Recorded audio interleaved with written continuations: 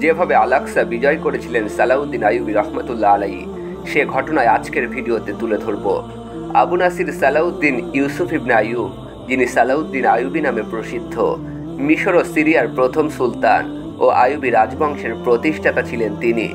অমুসলিমদের মাঝে তিনি সালাদ্দিন নামে পরিচিত ছিলেন।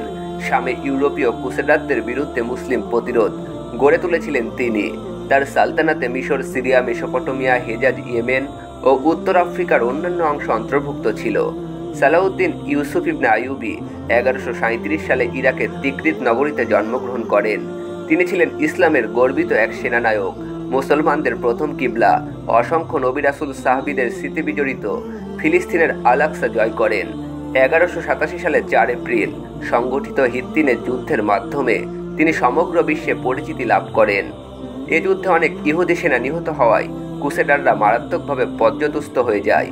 দুর্বল হয়ে পড়ে সৈন্যদের মনোবল, আর আসকালান ও গাজা চলে আসে মুসলমানদের কবজায়। প্রিয় আকসা বিজয়ের লক্ষ্যে মুসলিম বাহিনী বিদ্যর্পে লড়ছিল।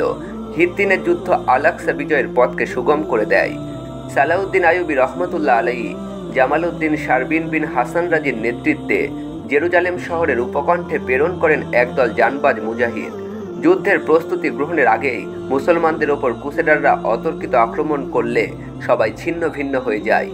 আমির জামালউদ্দিন সহ আরও অনেক মুজাহিদ শহীদ হন। সালাউদ্দিন আইয়ুবীর কাছে সংবাদ পৌঁছালে তিনি ভীষণভাবে মর্মাহত হন। শহরে চূড়ান্ত আক্রমণের সিদ্ধান্ত নেন তিনি। দুর্গ রক্ষাকারী বাহিনীর ওপর মিনজানিকের গোলাবর্ষণ শুরু করেন তিনি। মুষলধারে তীরবর্ষণ করেন। গোলাবর্ষণের সঙ্গে সঙ্গে একদল জানবাজ মুজাহিদ সীমানা প্রাচীরের কাছে পৌঁছাতে সক্ষম হয়। তারা 12 দিন জেরুজালেম অবরোধ করে রাখেন।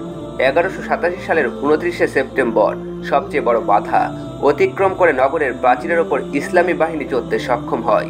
নগর প্রাচীরে উঠে মুজাহিদরা ইসলামী পতাকা উড্ডীন করেন।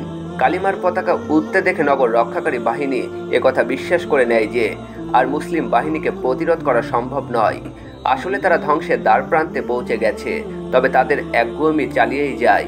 লোকজন গির্জায় জমা হয়ে প্রার্থনা করতে লাগলো। পাপের কথা স্বীকার করে নিজেদের পাথর দিয়ে বারবার আঘাত করতে থাকে এবং তারা আল্লাহর কাছে রহমতের আশা করতে থাকে। মুসলিমদের হাতে বন্দী হওয়া থেকে বাঁচতে প্রার্থনায় মগ্ন হয়। নারীরা বিভিন্নভাবে পুরুষদের উত্তেজিত করার চেষ্টা করে, এমনকি নারীরা তাদের মেয়েদের মাথা চুল পর্যন্ত কর্তন করে দেয়। কিন্তু ক্রুসেডাররা এহেন পরিস্থিতিতে মুসলমান সৈন্যদলের ওপর আক্রমণ করলে তারা নাস্তানাবুদ হয়ে যাওয়ার শঙ্কায় অস্ত্র ধরা থেকে বিরত থাকে। ক্রুসেডাররা সালাউদ্দিন আইয়ুবী রহমতুল্লাহ আলাইহির কাছে নিজেদের অস্ত্র সমর্পণ করে। 27 রজব 583 হিজরি শুক্রবার মুসলিম উম্মার একটি স্মরণীয় দিন। বর্বর ইহুদি ও ক্রুসেডারদের হাত থেকে মুক্তি পেয়েছিল নবী রাসূলদের পবিত্র ভূমি, আমাদের প্রথম কিবলা আল-আকসা, বাইতুল মুকাদ্দাস। এদিন নগরীর প্রাচীরে প্রাচীরে উড্ডীন করা হয় কালিমা খচিত পতাকা। বাইতুল মুকাদ্দাস বিজেতা সালাউদ্দিন আইয়ুবী রহমতুল্লাহ আলাইহি মসজিদে প্রবেশ করে সর্বপ্রথম জুমার নামাজ আদায় করেন। আল্লাহর দরবারে শুকরিয়া জ্ঞাপন করেন। খ্রিস্টানদের এমন দুঃসাহসিকতা ও লজ্জাজনক অবস্থানের পরেও সালাউদ্দিন আইয়ুবী রহমতুল্লাহ আলাইহি তাদের প্রতি মহানুভবতা প্রদর্শন করেছিলেন, তাদের ক্ষমা ঘোষণা করেন।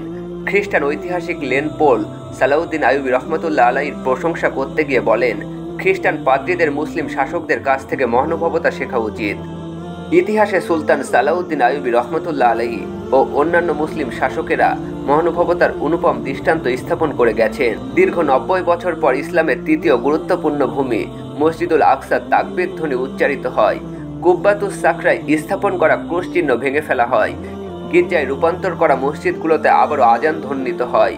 মিম্বরগুলো সুন্দর জায়নামাজে সুসজ্জিত করা হয়। আজ এ পর্যন্তই। ভালো থাকবেন, সুস্থ থাকবেন। ধন্যবাদ।